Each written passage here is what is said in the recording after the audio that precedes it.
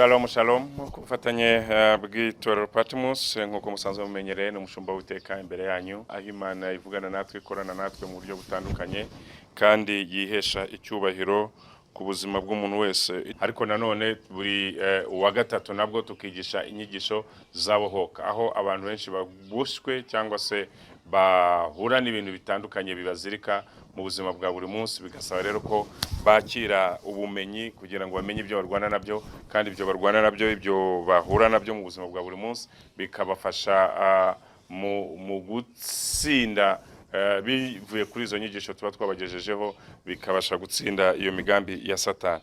Urabizi ko umuntu ashobora gukizwa, ashobora kwakira agakiza, ashobora gukora imirimo myinshi itandukanye igaragaza ko ari umukozi w'Imana, ariko akaba aboshwe n'imbaraga imwe, ebyiri, eshatu cyangwa nyinshi, kandi zikamubuza kugera ku gisubizo cy'icyo yifuza. Rero ndishimana cyangwa se ndizerana n'Imana se w'umwami wacu Yesu Kristo ko wowe mwene data unteze amatwi undeba hari igisubizo ku bibazo byawe, hari igisubizo mu bihe uhagazemo cyo kwakira igitangaza. Nta kindi gitangaza ukeneye, nta zindi mbaraga ukeneye, si imbaraga zijya guterura ibiremereye, si imbaraga ukeneye zijya kurwana, ahubwo ni imbaraga zishingiye muri Mwuka Wera, mu mbaraga z'ubumana, mu mbaraga z'ubutsinzi.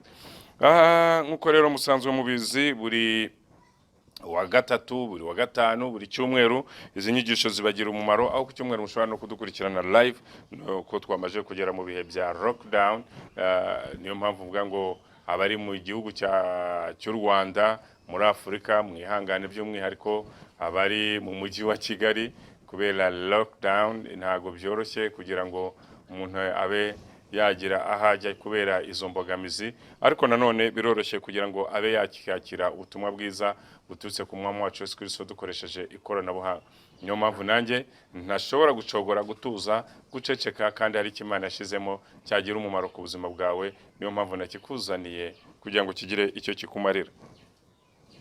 Nkuko rero musanzwe mubimenyere, turi mu bihe bya COVID-19 aho abantu benshi birinze iyo ndwara mu buryo butandukanye, kwambara mask, gukoresha hand sanitizer, ndetse no gukaraba, no gushyiramo social distance. Izo ni zimwe mu ngamba zizadufasha gutsinda iki cyorezo, ndetse hamwe no gusenga, byose bigahuriza hamwe, Imana igakora gushaka kwayo. Ibyo rero biraduha amahirwe yuko ejo hazaza hacu ari heza, kandi tukiri mu isi dufashe ibihe mu ntambara. Hari benshi bagiye bambaza ati pastor gaho ibi sibyo bya bihe bya nyuma, abandi batese mushumba ibi bivuze iki mu buryo bw'ijambo ry'Imana, abandi batise bizaguma gutya, iherezo ni irihe? Ariko muhumure, dufite Imana iri hejuru y'ibigirwamana. Ndibuka muri Bibiliya henshi yagiye avuga ku mbaraga z'Imana, gukiza kw'Imana, gukora kw'Imana, aho abantu bagiye bahura n'ibikomeye batakira Imana ikabatabara, aho abantu bagiye banyura mu nzira zigoye batakira Imana ikabatabara. Mwene data, nshuti yanjye, muvandimwe, nzi yuko nutakira Imana izagutabara mu bihe byose uzaba uhagazemo. Icyo nizera ntashidikanya nuko imbaraga z'Imana ziri hejuru y'imbaraga z'abantu, kandi umugambi w'Imana udashobora gukurwaho n'icyo umuntu yagambiriye. Umuntu yagambirira kugukura ku isi, Imana ikavuga tuzabaho. Umuntu yagambirira kuvuga ko utazagira ubuzima bwiza, ugasanga ubaye uw'agaciro. Umuntu yagambirira ibibi byose bya bindi muzi byatuma nawe utanezerwa cyangwa utishima, ariko Imana ikagambirira icyiza. Ariko biragatsindwa n'Imana nawe uri muri babandi bagambirira ikibi.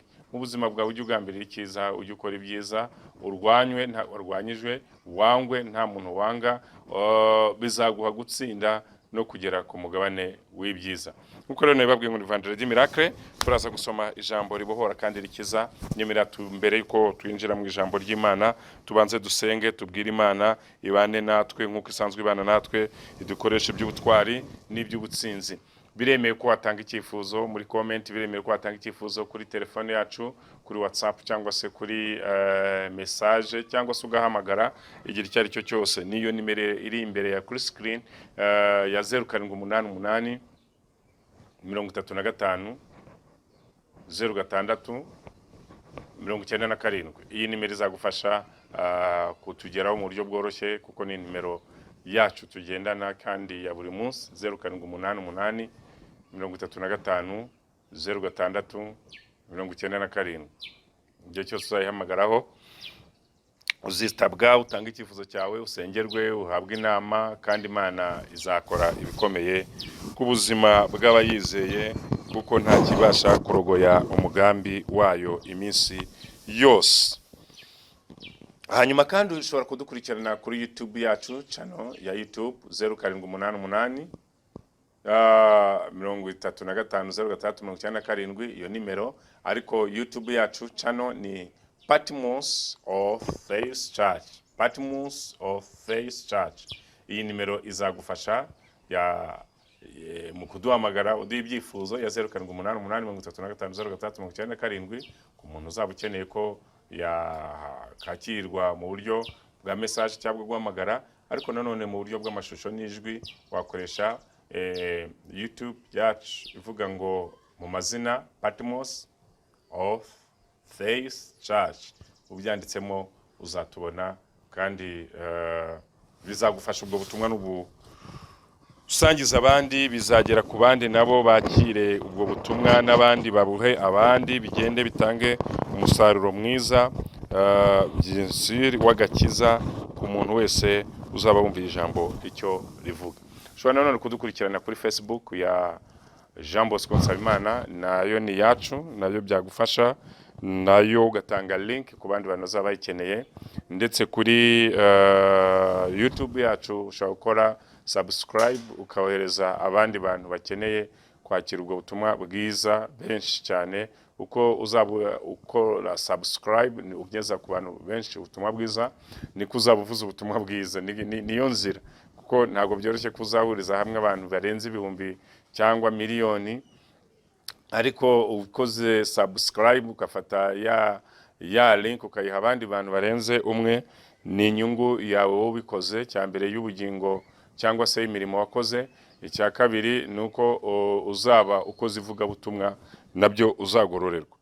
Ndenyemerera rero nyuma yo kubaha izo gahunda zose zitandukanye, aho uzajya dusanga kuri Facebook, aho uzajya dusanga kuri YouTube, aho uzajya dusanga kuri call cyangwa kuri WhatsApp, byose maje kubibaha. Ahubwo igisigaye no kwinjira mu ijambo ry'Imana, tukakira ya mavuta, tugakomeza kuba muri guma mu rugo, ariko dufite icyo twicariye cyangwa se icyo tugumiyeho mu rugo, cyane cyane ko ari ijambo ryahumetswe n'Imana. Turasoma mu gitabo cya Yohana igice cyawo cy'ikenda umurongo se uwahera ku wa mbere nkaza kugerageza kugera ku wa 12. Munyemere duhere ku murongo wa mbere tugeze ku wa 12. Igitabo cya Yohana igice cyaho cy'ikenda umurongo wa mbere kugeza ku wa 12. Ni ijambo ry'Imana tujye kuganira kuri uyu mugoroba, aho riraza kugira umumaro ku buzima bwa buri wese. Birashoboka ko hano mu Rwanda yaba ari nimugoroba, ariko muri Amerika akaba ari ku manywa, cyangwa se muri Europe bakaba ari amasaha nayo tujya kuzunganya, ariko za Australia tuba dutandukanyeho. Ngira ngo aho uzakira ijambo ryose uzariha agaciro bitewe n'ibihe uhagazemo. Hari umutwe w'amagambo uvuga ngo Yesu akiza uwavutse ari impumyi. Mbere yuko twinjira muri iri jambo rero, nyemerera dusenge. Mana Data wa twese uri mu ijuru, izina rye ryubahwe, ubwami bwawe buze, icyo ushaka kibeho. Buri wese ugiye kwakira iri jambo yakira igitangaza cyawe, yakira amavuta mashya, yakira imbaraga nshya, kandi ribohore rikize ubuzima n'ubugingo bwa buri wese, risenye ibihome byose by'umwanzi, ryiyubahishe mu bugingo bw'umuntu wese. Kandi uhereye umunsi amagambo tuwe n'umutambyi agira imbaraga mu gusenya ibyari bihome, ariture, arimbure, atwike, akongore imigambi yose y'umwanzi. Bibe bityo mu izina rya Yesu Kristo wa Nazareti, amen. Akigenda abona umuntu wavutse ari impumyi. Abigishwa baramubaza bati, umwigisha ninde wakoze icyaha, n'uyu cyangwa n'ababyeyi be, ko yavutse ari impumyi? Yesu arabasubiza ati, uyu nta cyaha yakoze cyangwa ababyeyi be, ahubwo ni ukugira ngo imirimo y'Imana yerekanirwe muri we.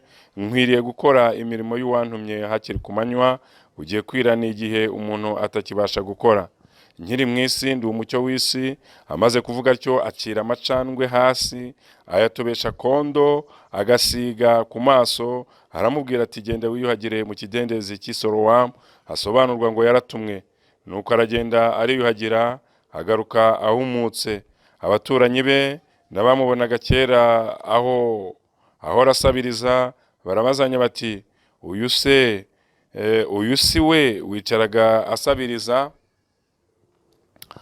Bamwe bati niwe, abandi bati siwe, icyakora asa nawe arabasubiza ati ni njye. Baramubaza bati mbese wahumutse ute? Arabasubiza ati wa muntu witwaga Yesu yatobye kondo ansiga ku maso, arambwira ati Gisorowamu wiyuhagire. Nuko ndagenda ndiyuhagira ndahumuka. Baramubaza ati arihe? Ati simbizi.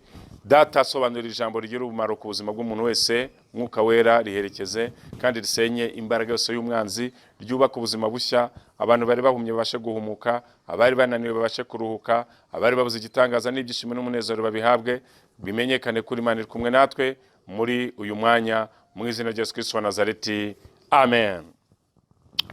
Aya ni amagambo y'ijambo ry'Imana dusomye. Ni umukozi w'Imana Yohana muramuzi, ni umwe mu bigishwa ba Yesu bagendanye na Yesu igihe kirekire, bagirana ibihe byiza, baranezerwa ndetse babona ibitangaza ibimenyetso bitandukanye, harimo kugendera ku mazi, harimo kongera imikati cyangwa se reka mvuge ngo gutubura imikati, harimo kongerwa kwa vino, ndetse harimo imirimo n'ibitangaza byinshi byagaragara muri kiriya gihe cya Yesu n'abigishwa be, aho mu myaka 33 yamaze avuga ubutumwa bwiza, hagiye haboneka imirimo myinshi itandukanye igatanga umusaruro ku bantu b'Imana. Uyu munsi rero natwe dukeneye Imana ihumura abari impumyi mu buryo butandukanye.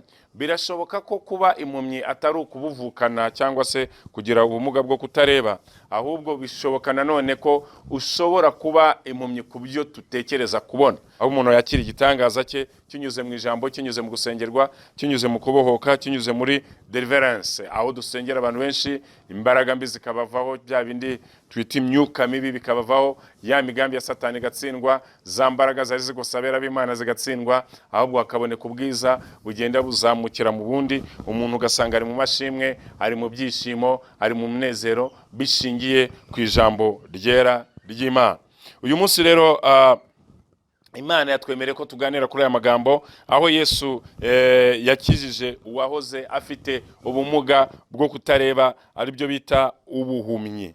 Bibiliya iravuga ngo nuko Yesu akigenda ahura n'uwo muntu, icyambere baramubaje ngo niko nyakubahwa Yesu Kristo, ari umwana utareba, ari ababyeyi be, ninde wakoze icyaha muri we?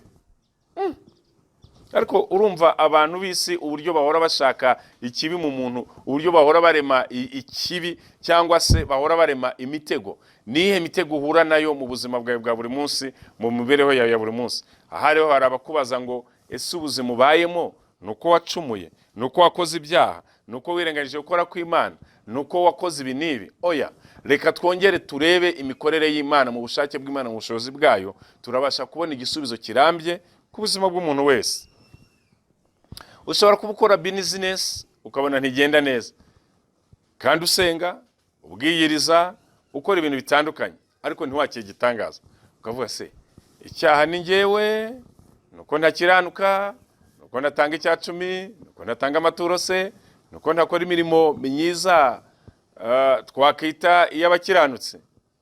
Ariko bakongera gusubira inyuma ukavuga ariko se ko mbona ngerageza, ibyiza ndabikora, ibitanga umusaruro ndabikora, ibibangamye nkabikuraho, iby'umugisha nkabikora, none se Mana kuki ntabona umugisha, kuki ntabona iterambere, kuki ntakira, kuki ntagira improvement, kuki hatabaho impinduka mu byo nkora? Ese nuko ari nge mubi? Oya, Bibiliya yatubwiye neza ngo uyu muntu wavutse ari impumyi cyangwa abana n'ubumuga bwo kutareba, nta cyaha yari yarakoze, n'ababyeyi be ntacyo bari bafite, ahubwo hari imirimo yagombaga kwiyerekana mu buryo bw'ubutsinzi, cyangwa se hari imirimo yagombaga kugaragara mu buryo budasanzwe kugira ngo Imana yiheshe icyubahiro. Niki cyatuma imirimo y'Imana igaragarira muri njyewe cyangwa muri wowe? Ni bwa bushake bw'Imana mu gihe cyayo. Mu gihe cy'Imana, Imana irakora kandi igakora ibitandukanye n'ibyo wibwira. Mu gihe cy'Imana, Imana irabohora kandi ikabohora abari baraboshywe na Satani. Mu gihe cy'Imana, Imana itanga amakuru kandi ikayaha ba bandi batatekereza ko bwashoboka. Mu gihe cy'Imana, Imana ivuguruza imigambi y'ibyo umuntu yibwira ko bitashoboka, ariko ishaka gushoboza wa wundi utari ufite ubushobozi. Imana igushoboze mu bushobozi buke wari ufite, iguhe ibituma ukora ibyo abandi bananiwe. Haleluya. Bibiliya yatubwiye rero ngo Yesu arabwira ati no, ari uyu mwana, ari ababyeyi, nta cyaha bakoze, ahubwo hari gahunda yari iteganyijwe. Hari gahunda yagombaga gutanga umusaruro. Nta yindi gahunda, nta yindi, ahubwo ni ukugira ngo Imana igaragaza imirimo y'Imana muri we, icyubahiro cyayo kigaragare muri we. Niki cyatuma icyubahiro cy'Imana kigaragara mu buzima bw'abatuye isi? Icya mbere ni ukuyubahisha, ni ukuyemera, ni ukuyitegereza, ni ukwihangana, ni ukwemera gukoreshwa nayo.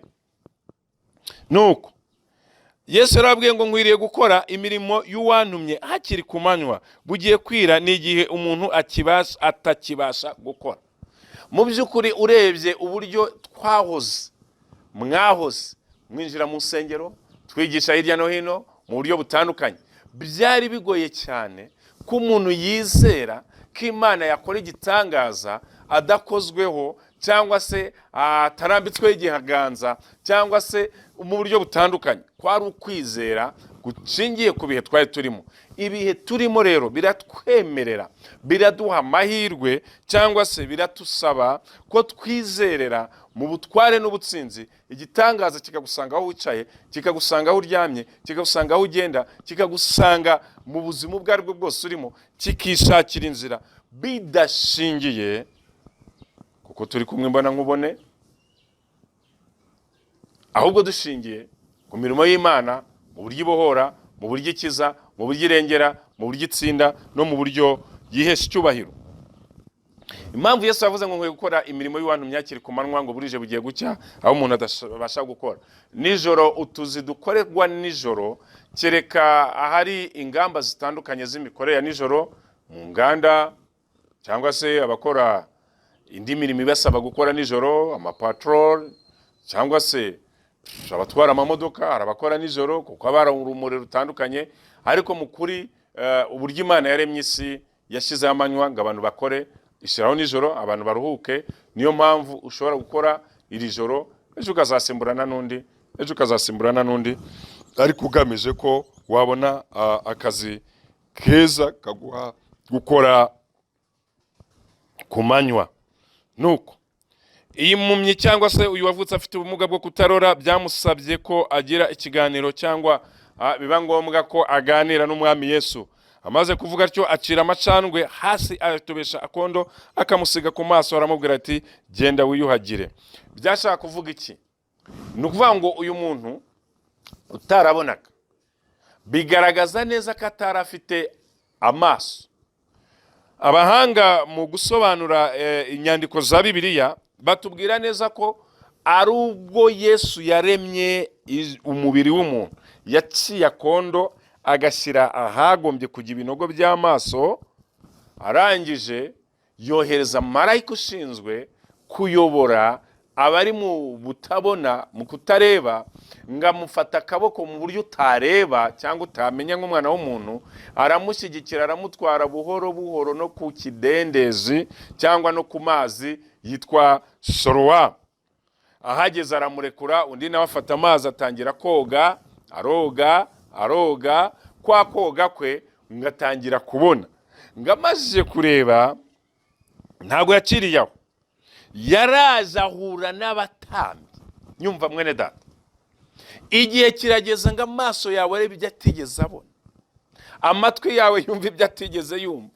Ubu se ntabwo wumvishe covid nimba itarakugeraho, nuko Imana ikikurinze, kandi wumvisha abo yishe, wumva abayirwaye, yewe urashoboka ko hari nabo watabaye bagize ibyago bayigendeyemo. Ariko kuko ari amaso yabibonye, ari amatwi yabyumvishe, hari igitangaza njyewe wowe ukeneye cyawe personally, kugira ngo bitume izina ry'Imana riheshwa icyubahiro, ngo imirimo yayo igaragare.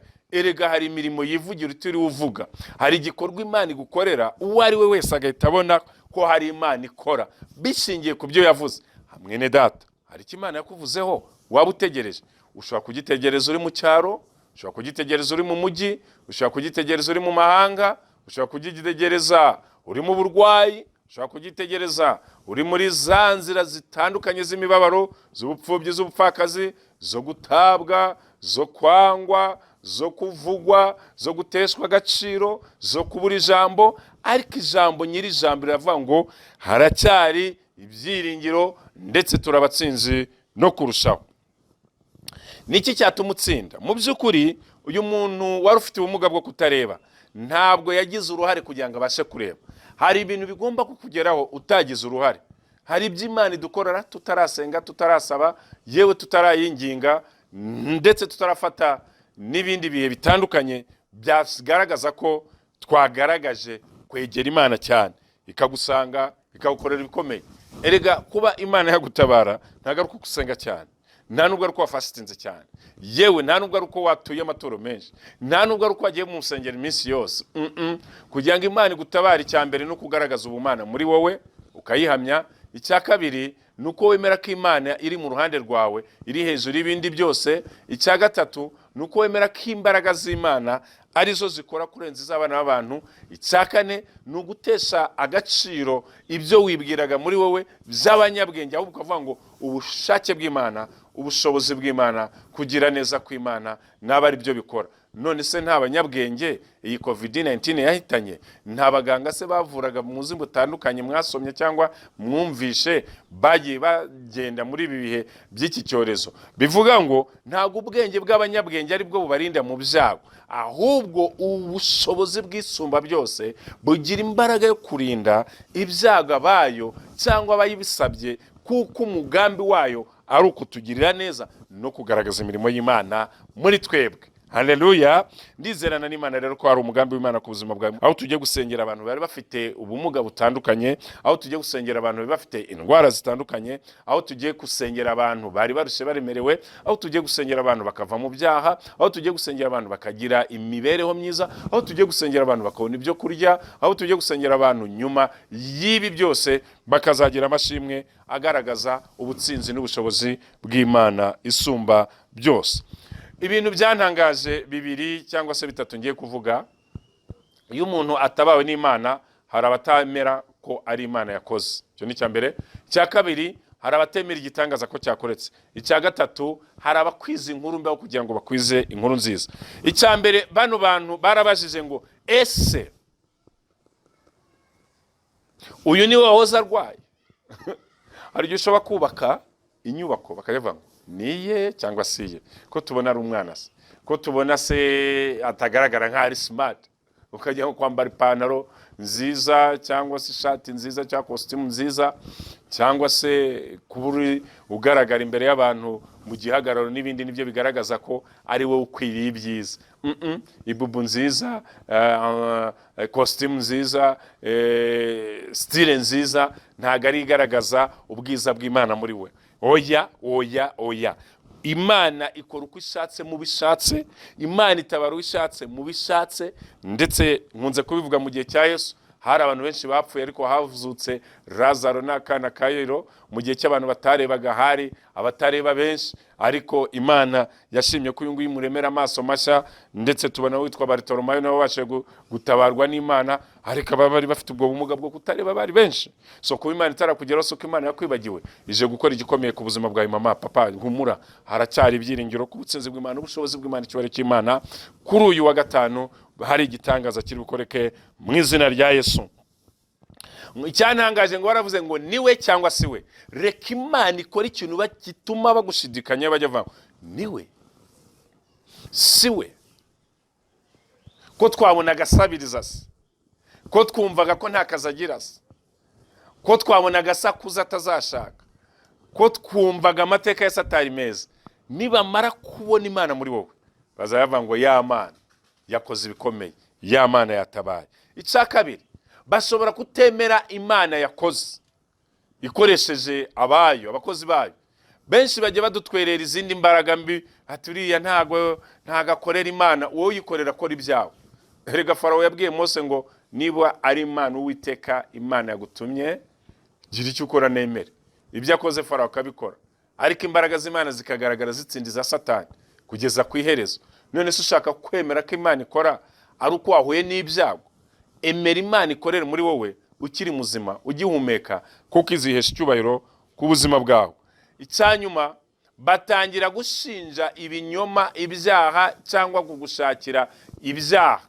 Bibiliya aravuga ngo shima Imana ko uwagukijije atari umukozi w'Imana, ari uwa Satani. Uwahoraga atari yaravuga ati niba ari umukozi wa Satani, ko nabaye hariya mwese mundeba, ko nababaye mwese mundeba, ko nabasabye mwese mundeba, ko naguye n'ibikomeye mwese mundeba, iyo Mana yanyu mwakoreraga yakoze iki?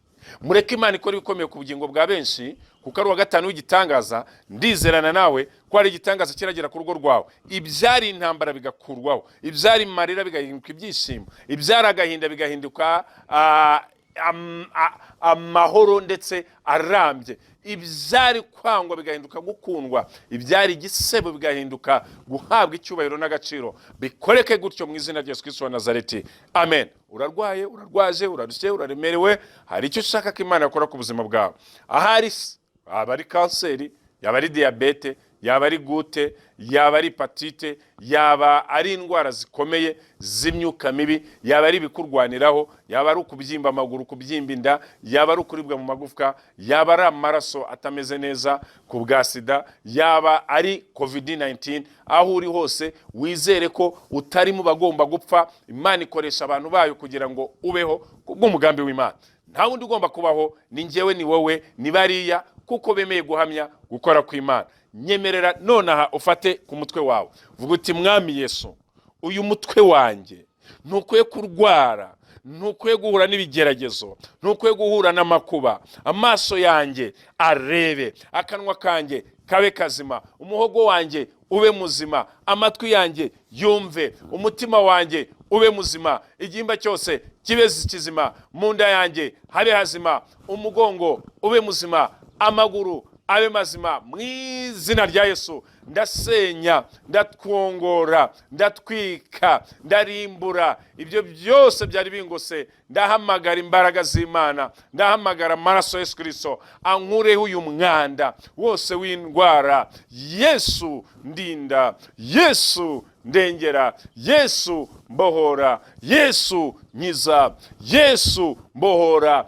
Yesu nkiza. Twika ibyari imbere yanjye byose bituma ntinjira mu mugabane mwiza. Senya ibihome byose by'umwanzi, nkuriraho ubuhumyi butuma ntareba ibyiza. Erega guhuma si indwara, ushobora guhuma kutazagira inzu, ushobora guhura n'ubumuga bwo kutareba ibyiza, kutareba ubukwe, kuko Satani yaziritse. Ariko haracyari ibyiringiro ko ubukwe bwawe buzaba, haracyari ibyiringiro ko ibyishimo bizaba, haracyari ibyiringiro ko umunezero uzaba, haracyari ibyiringiro ko iterambere uzarihabwa, haracyari ibyiringiro ko ibyishimo bizakubaho. Izerane n'Imana, kamavuta y'Imana n'imbaraga z'Imana biri gukora imirimo ikomeye kandi itunganye ku bugingo bwawe n'ubuzima bwawe, mu izina rya Yesu, amen.